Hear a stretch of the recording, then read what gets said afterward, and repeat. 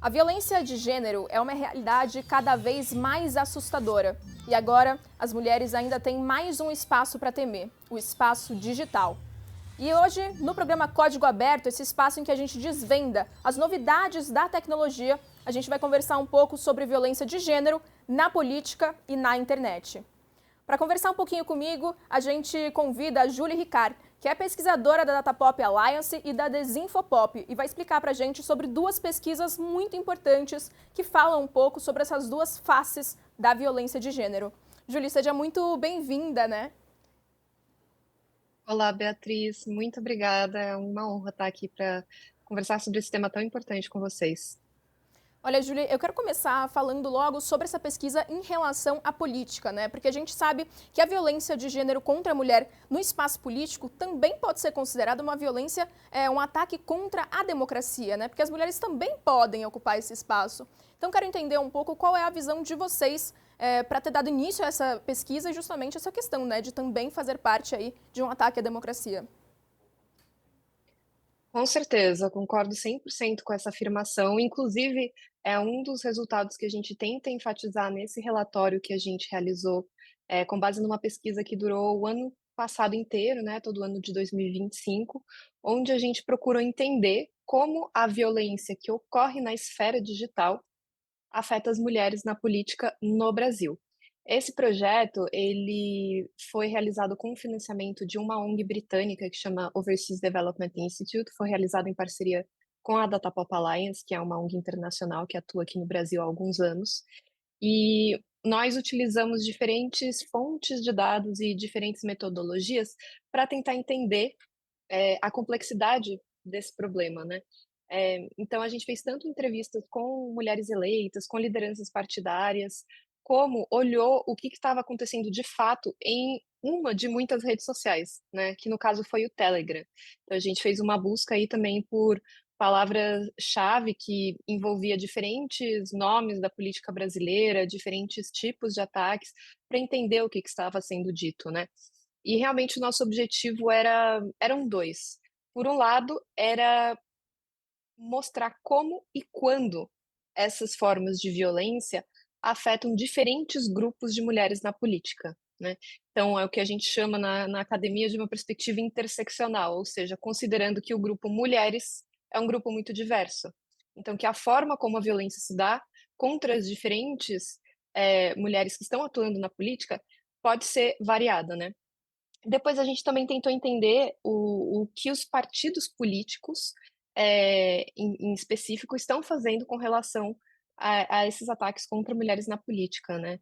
E tudo isso desde uma perspectiva de normas de gênero, ou seja, a gente entende que existem fatores estruturais na sociedade que fazem com que nós mulheres, vivamos ataques que não são só ataques individualizados contra certas mulheres, que na verdade refletem um problema sistemático, um ataque que vai para muito além da pessoa e realmente é uma tentativa de colocar as mulheres como um grupo, num certo espaço, muitas vezes esse espaço sendo o espaço privado, né, que historicamente é o espaço onde as mulheres eram aceitas. Então, por isso mesmo, né, concordando com a sua colocação inicial, que quando a gente observa o nível de violência que a gente identificou nesse estudo contra mulheres que atuam na política, ou seja, no espaço público, né, no espaço de decisão, no espaço de poder, o que a gente entende desde essa perspectiva de normas de gênero, desde essa perspectiva interseccional, é que esses ataques eles não são contra essas mulheres de forma individualizada, né? Eles são um ataque contra o fato delas estarem nesses espaços e, portanto, uma tentativa de censurar a participação das mulheres nesses espaços. Isso é muito perigoso, porque cria muitos, efeitos colaterais, inclusive um medo, às vezes, de participar da política, e é aí que conecta com a questão de um ataque à democracia, né, onde a gente espera que todos os grupos da população possam participar de forma totalmente livre ao espaço democrático, inclusive o espaço público. E, Julie, a gente sabe que já existe um grande estigma em relação à violência contra a mulher, né? Que só é considerada mesmo uma violência, a violência física, né? Algum tipo de violência sexual. Mas o que a gente pode considerar que caracteriza uma violência de gênero política, né? A gente sabe que são ataques diversos ali, mas como a gente identifica mesmo que essa mulher que está dentro da política está sofrendo um ataque? É uma ótima pergunta, até porque a gente precisa lembrar também que os homens na política sofrem ataques, né? E isso é um fato que as pesquisadoras que trabalham nesse espaço de violência política de gênero sempre lembram, até para a gente não ter que ser lembrado, né? Porque as pessoas vão trazer esse argumento quase como uma forma de invalidar, mas muito pelo contrário. A gente não está aqui olhando desde uma perspectiva quantitativa, né? Ou falando que somente as mulheres sofrem ataques no espaço político. Não, a gente está dizendo que as mulheres, pelo fato de serem mulheres, elas sofrem um certo tipo de ataque nesse espaço político. No nosso estudo, por exemplo, a gente identificou várias categorias de ataques, né, que a gente foi criando com base nos conteúdos que a gente raspou no Telegram. Lembrando que esse estudo que a gente fez usando dados do Telegram são somente em grupos abertos, então a gente não entra em nenhum tipo de grupo ou conversa privada, são grupos que você pode acessar não precisando nem de uma conta no Telegram, né? Então a gente identificou aí um corpus de mais de 6.000 mensagens e fez uma análise manual dessas mensagens, encontrando dentro dessas 6.000 mensagens mais de 1.000 ataques. Esses ataques, a gente classificou eles em algumas categorias para ilustrar justamente como se dá essa violência. Então, em geral, todas as mulheres, inclusive isso aparece também nas entrevistas que a gente realizou, que foram quase 30 entrevistas com mulheres de diferentes partidos, de diferentes idades, mulheres brancas, mulheres negras, mulheres indígenas. A gente realmente buscou ter uma diversidade aí de experiências na política. Então, o que eu vou comentar agora é embasado nessas duas fontes de dados, né? A gente identifica que, em geral, todas as mulheres vão sofrer ataques que são baseados em que a gente chamou de puro estereótipos de gênero, ou seja, ataques que vão reforçar papéis de gênero tradicionais, expectativas domésticas, coisas como vá lavar a louça, né? Coisas bem que em 2026 a gente diria, nossa, pensei que a gente teria conseguido passar disso, né? Mas infelizmente são ataques que a gente ainda encontra. Aí a gente vê ataques também baseados na identidade, que muitas vezes vão usar uma linguagem racista, xenófoba, capacitista. É, então, é nesse tipo de ataque que a gente percebe que as identidades individuais podem ser instrumentalizadas para personalizar os ataques, né? Então, mulheres negras vão ser alvos de ataques racializados, que vão combinar misoginia e racismo. Mulheres indígenas enfrentam narrativas que vão reproduzir estereótipos e lógicas coloniais. As mulheres trans tendem a sofrer violências que são intensificadas por essas expectativas de conformidade de gênero, né, e de sexualidade. É, e então esse tipo de ataque ele termina inclusive no nosso estudo que a gente encontra é que ele afeta desproporcionalmente mulheres não brancas, mulheres em particular de esquerda, mas não somente. A gente vê ataques à aparência, e aí os corpos das mulheres, a maneira como elas se vestem, terminam sendo utilizados para descredibilizar elas, né, e a atuação delas nesse espaço público. E aí, conectando até mais diretamente com a própria atuação dessas mulheres no âmbito político, a gente observa também ataques de cunho moral, para questionar a integridade, questionar honestidade, o caráter das mulheres. E a gente sabe que existe, historicamente, né, um processo que a gente chama de essencialização, quer dizer, uma simplificação das identidades, e no caso das mulheres, muitas vezes isso passa por colocar as mulheres como seres mais puros, mais íntegros, né, mais emocionais também, né, tem coisas negativas e, obviamente, essa essencialização é sempre reducionista. E a gente vê que isso acontece também com expectativas morais. Então, é utilizado muito qualquer tipo de questionamento à integridade para também, de novo, tentar deslegitimar a atuação das mulheres. E tem ataques direto à competência e capacidade de governar, e eu já vou fechar com outros dois exemplos só. E uma que é muito específica de mulheres também, que a gente não vê com homens, é, por exemplo, o fato de acusá-las de estar sob tutela de algum outro homem, já seja um político, um empresário, e então mostrando que, sugerindo que, na verdade, a atuação delas não é uma atuação por si própria que reflete a sua capacidade, senão é uma atuação que é comandada por alguma outra pessoa, né, no caso, um homem. A gente vai identificar também ataques ao alinhamento ideológico, né? Isso é tanto para mulheres de direita como para mulheres de esquerda. Em alguns casos, a gente vê também incitações à violência, então ataques que são diretamente apologia à violência sexual, para ferir, para matar, enfim, ataques muito pesados. Então, são esses diferentes tipos de ataque que a gente identificou. E, assim, enfatizando que eles não são exaustivos, né? A gente fez essa categorização com base na nossa fonte de dados, que é a pontinha do iceberg, porque a gente olhou para uma rede social, que é o Telegram, olhou para grupos abertos, claro, complementa isso, né, com a experiência que as próprias mulheres entrevistadas relatam para a gente, mas tem muito mais, infelizmente, que corre por aí. E é claro, como você citou, é uma questão suprapartidária, né? Vem de, independente do posicionamento político. E isso também coloca os partidos em uma posição ali que deveria ser de proteção dessas mulheres, né, Júlia? Então, também queria entender um pouco como tem sido o trabalho dos partidos na proteção das mulheres. É uma ótima pergunta e foi uma coisa que a gente tentou aprofundar, também sabendo que os próprios partidos políticos, eles têm, perdão, um papel importante. Eles não são o único ator institucional relevante nesse tema, obviamente, né?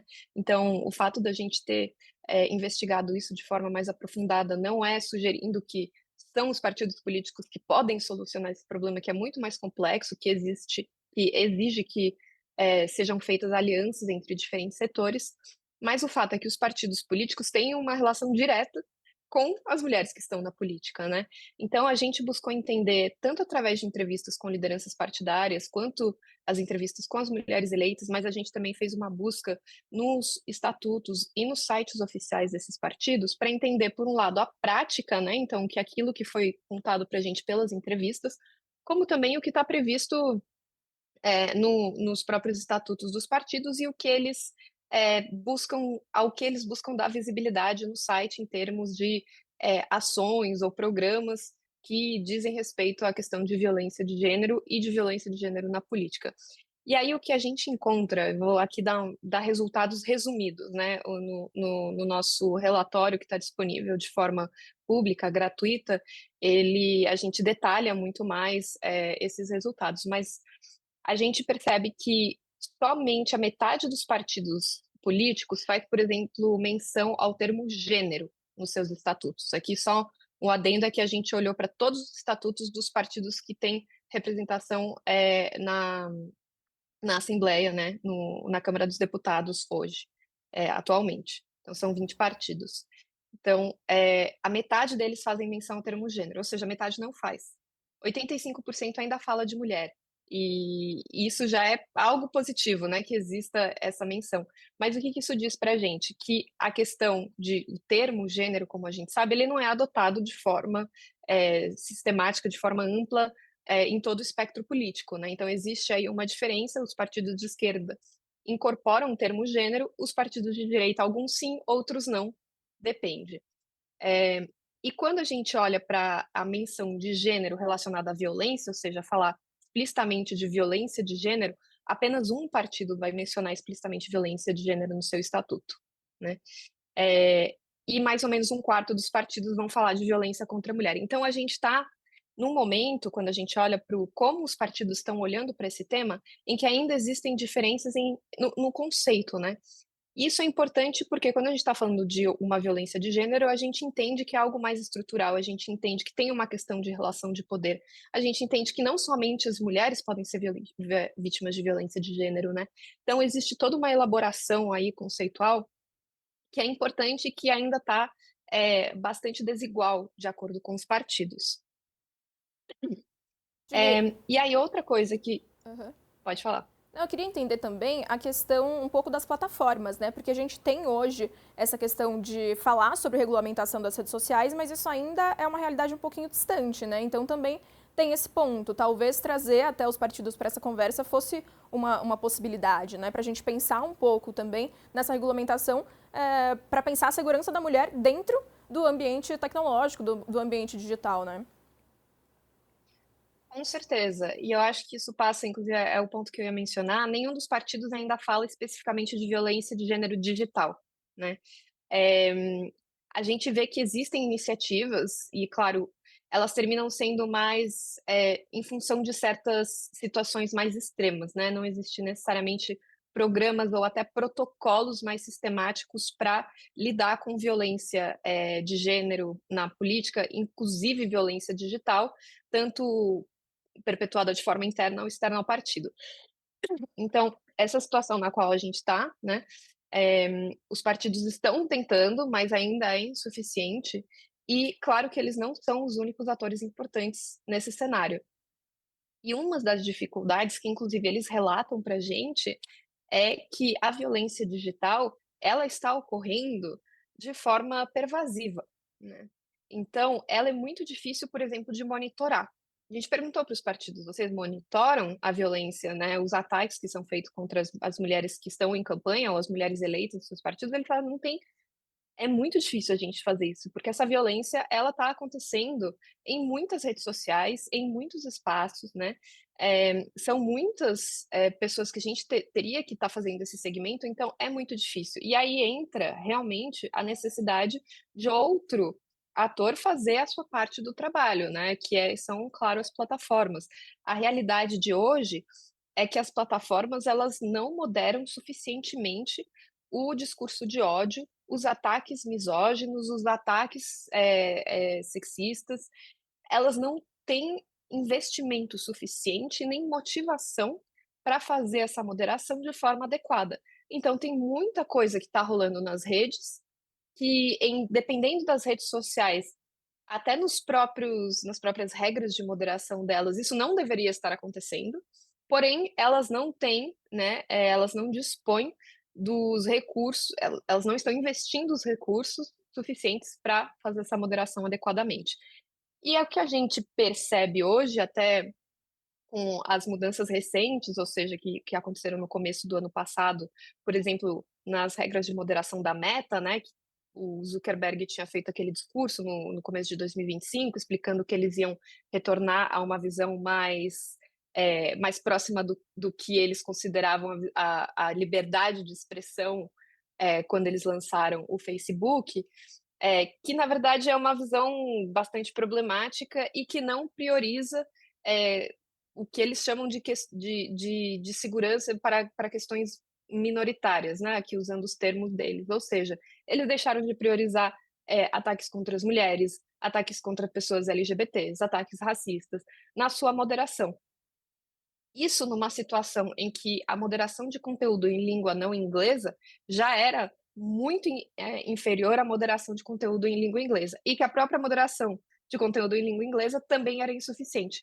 Então, só para dar uma ideia, assim, do tamanho da encrenca, né, as plataformas por si só não vão fazer essa moderação de forma satisfatória, né, então a gente precisa sim, continuar buscando um marco regulatório para as plataformas, para elas serem obrigadas a fazer os investimentos necessários para poder fazer essa moderação. Ou a gente vai acreditar que eles não têm os recursos para fazer esses investimentos? Eu acho difícil, né, a gente comprar esse argumento deles. E também é importante pensar, né, Júlia, que a gente fala muito sobre a vigilância em relação à violência contra a mulher no dia a dia, mas nas redes sociais, nas mídias sociais, no ambiente tecnológico, digital, isso também é importante, né? A gente, mesmo como população, como sociedade, fazer essa moderação e contribuir com esse tipo de denúncia, né? É muito importante também a gente estar atento, talvez também trabalhar na questão da conscientização, né?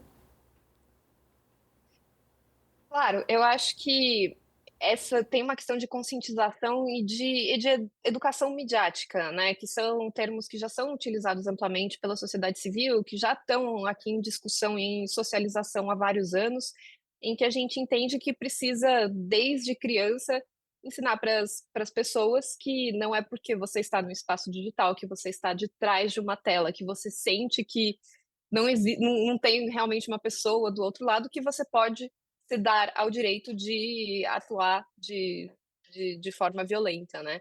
A esfera digital não é uma terra sem lei. Existem algumas leis que permitem regular, o que acontece nas redes sociais. Claro que é difícil, né, porque a materialidade, às vezes, é uma materialidade diferente daquela que a gente está acostumada para os casos que acontecem no mundo físico, né. No entanto, ela não deixa de ser real.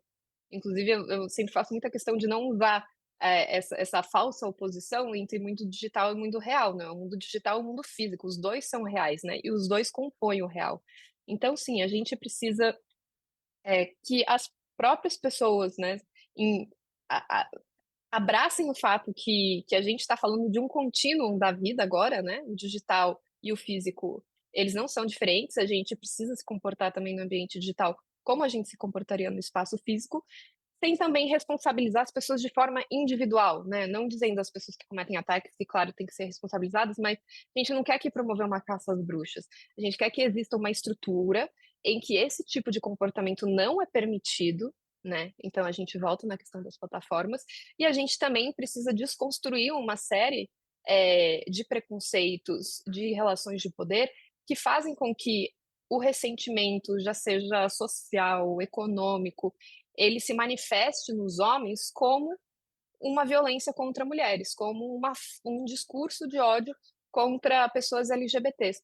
A gente precisa também lidar com esse lado social, né, como você disse. Então existe uma parte tecnológica do problema, existe uma parte social, e desde uma perspectiva de política pública, nós precisamos olhar para os 2 e tentar avançar, né, nessas 2 esferas, o mais rápido possível.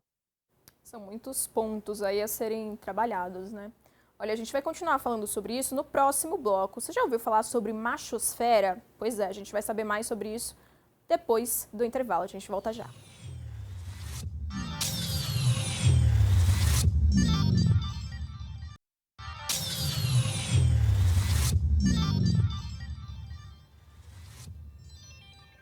Estamos de volta com o programa Código Aberto e hoje a gente está conversando com a pesquisadora da Datapop Alliance e da Desinfopop, Julie Ricard. E a gente conversa um pouco sobre 2 estudos importantes que falam sobre a violência de gênero dentro do ambiente digital. E agora a gente vai mudar um pouquinho de assunto e entender um pouco mais sobre o que é a machosfera, identificado aí em um desses estudos. Então eu já começo fazendo uma pergunta, Julie. Então, o que é exatamente essa machosfera, né? O que é esse ambiente criado ali pelos homens que a gente consegue identificar nessas comunidades? São mais de 85 mil comunidades, é isso mesmo? Beatriz, a machosfera, ela é um termo que existe já e é utilizado há alguns anos para falar dessas redes de ódio, essas redes de violência contra mulheres que se constituíram na internet e que são um fenômeno em expansão, né, no ecossistema digital, no Brasil, mas também em outros países do mundo, e que terminam reforçando, radicalizando discursos que são misóginos, que são masculinistas.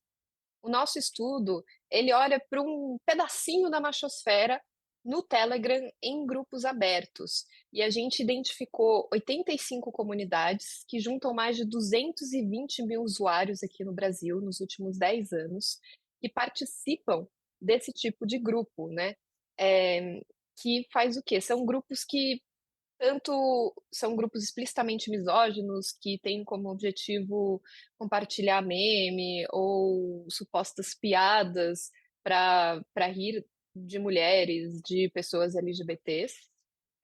Grupos que se autodenominam red pill, incel, homens que seguem seu próprio caminho, que é um movimento, que nasceu nos Estados Unidos, que se reconhece pela sigla MGTOW, Men Go Their Own Way, homens que seguem seu próprio caminho. A gente tem também algumas comunidades de autoaperfeiçoamento masculino, né, ou seja, de como ser um homem de verdade, nessa visão de masculinidade tradicional, heteronormativa, né. E grupos também que começam a olhar para questões de investimento, então, por exemplo, relacionadas a Bitcoin ou relacionadas, a potenciais formas de crescer financeiramente feitas para homens. Então, a machosfera, ela vai muito além do Telegram, né, a gente fez esse recorte para poder fazer o nosso estudo, mas ela opera em diferentes cantos da internet e não só no Brasil, como em vários países do mundo, e ela termina juntando homens que destilam aí um discurso de ódio contra mulheres. E é claro que esse ambiente digital é muito propício, né, para esse tipo de discussão, para que isso avance com ainda mais força, com ainda mais violência, inclusive, né, Júlia? Infelizmente, sim. O que a gente viu nessas comunidades do Telegram, então aqui eu tô lembrando, né, que são grupos abertos, ou seja, qualquer pessoa que não tem nem sequer uma conta no Telegram pode entrar nesses grupos e ver as mensagens que foram compartilhadas lá pelas pessoas, pelos membros dos grupos.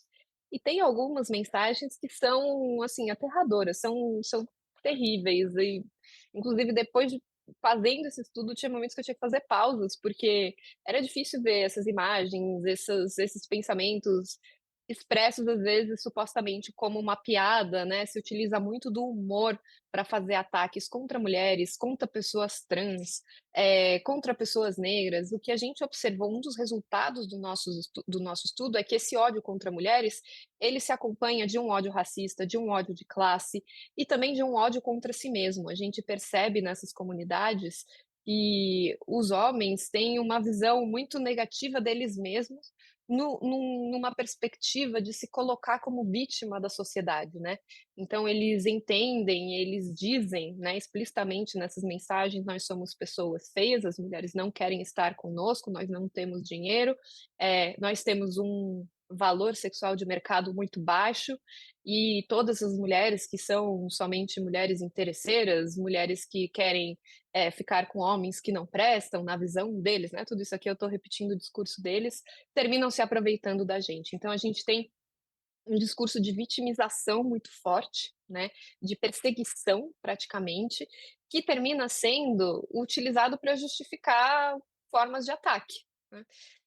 Então é muito perversa a forma como ocorre essa violência e infelizmente ela está correndo solta em alguns grupos. O Telegram é um espaço que tem pouca moderação, né, isso vem desde o seu fundador, diretor, que sempre afirmou que sua visão de liberdade de expressão era interferir o menos possível com o que as pessoas dizem na sua rede.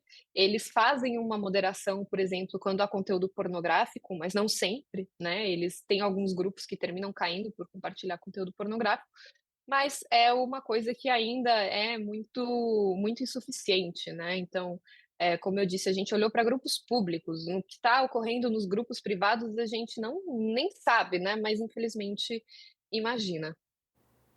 E é interessante também a gente pensar, né, Júlia, que esses espaços, de uma perspectiva antropológica, estão se invertendo, né? Eles estão tentando inverter, então, essa visão que a gente tem de que a mulher ela é uma minoria, né, que precisa dessa proteção, e, na realidade, eles que são essas pessoas que são marginalizadas na nossa sociedade, enquanto, na realidade, a gente está falando de uma sociedade patriarcal ainda, né? Então, tem todo um processo de invisibilização também da luta feminina até aqui.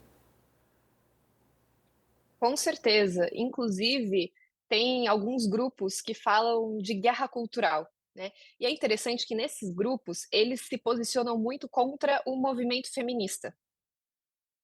Por quê? Porque é essa visão de justamente dizer, o movimento feminista, ele avançou muito direitos das mulheres numa perspectiva de oprimir os homens, né, que é uma visão muito distorcida do que é o feminismo, obviamente.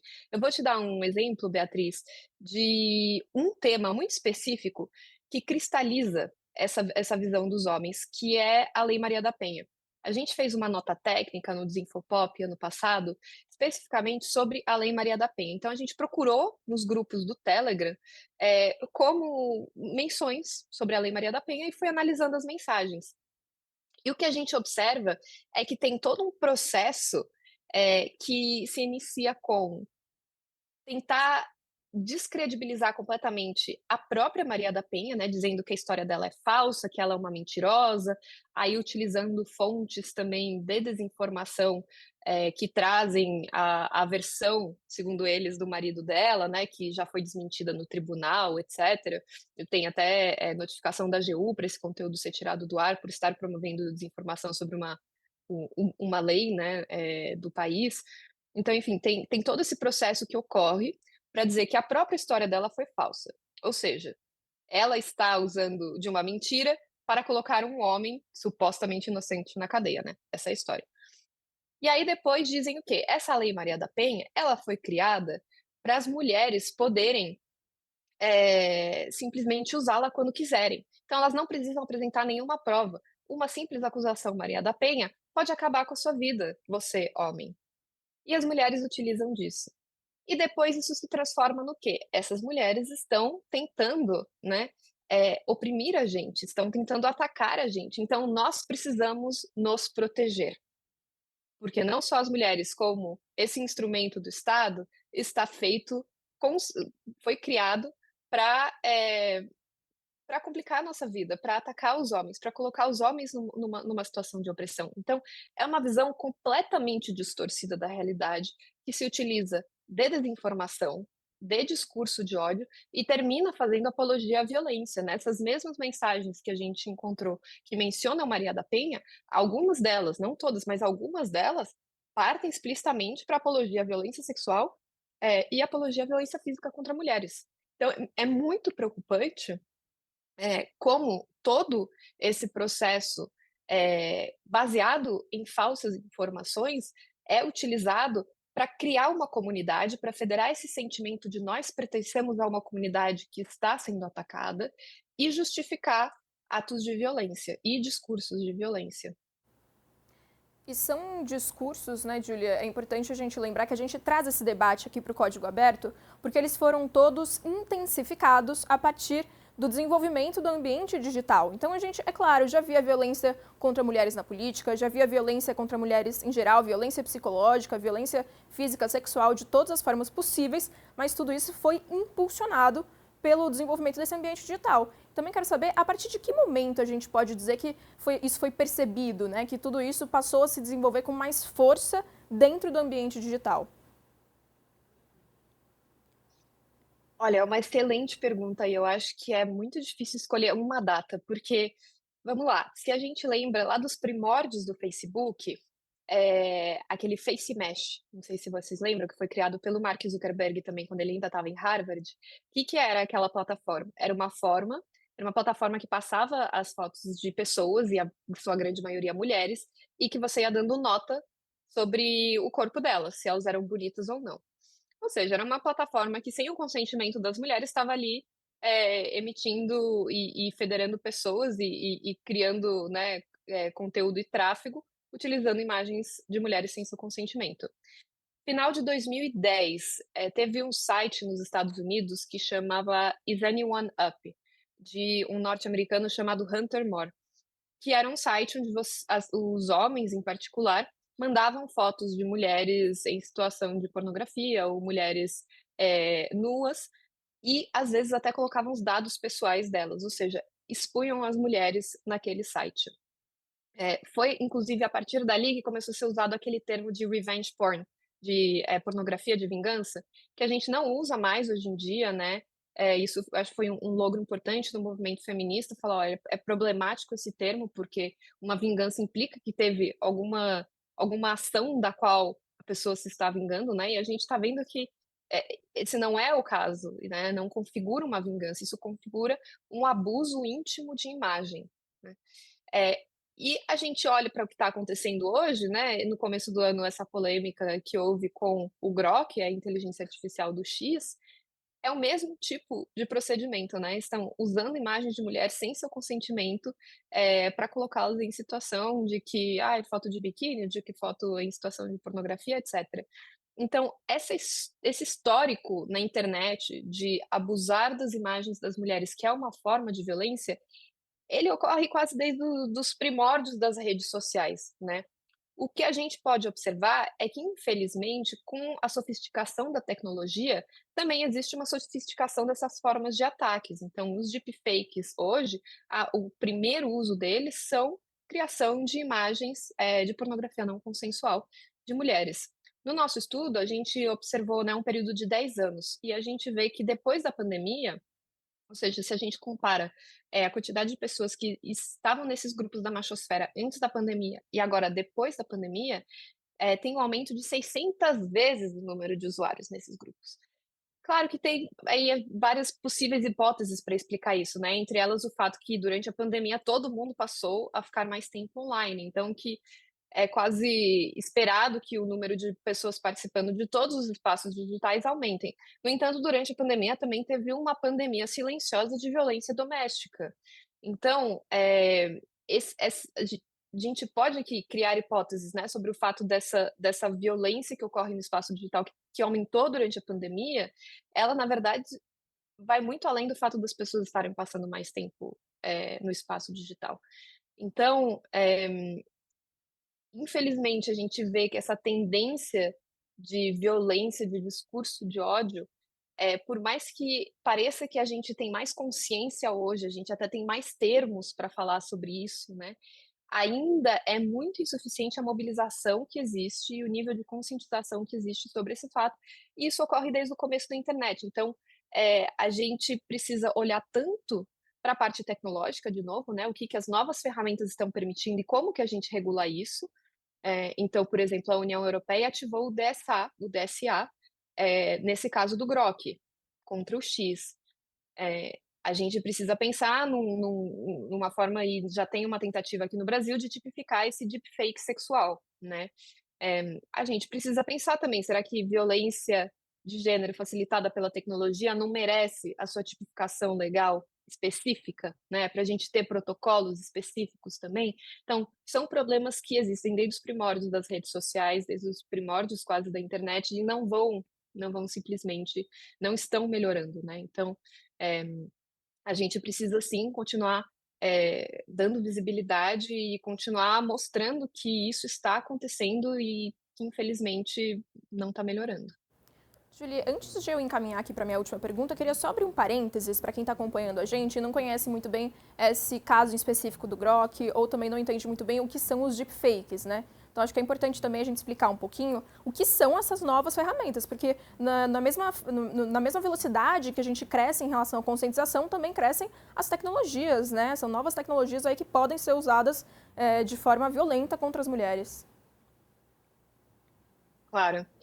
Os deepfakes, eles são uma mídia sintética que é gerada por esses novos modelos de linguagem, né, os LLMs, os Large Language Models em inglês, grandes modelos de linguagem em português, que são, por exemplo, o ChatGPT, que tem uma forma de resultado que são texto, mas também imagem e também vídeo. Então são, formas de mídia criadas sinteticamente por inteligência artificial.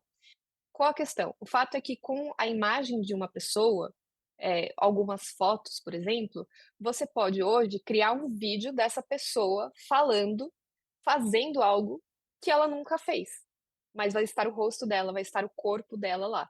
Então isso é muito problemático, por quê, né? Pode ter usos positivos? Pode, a gente pode até discutir isso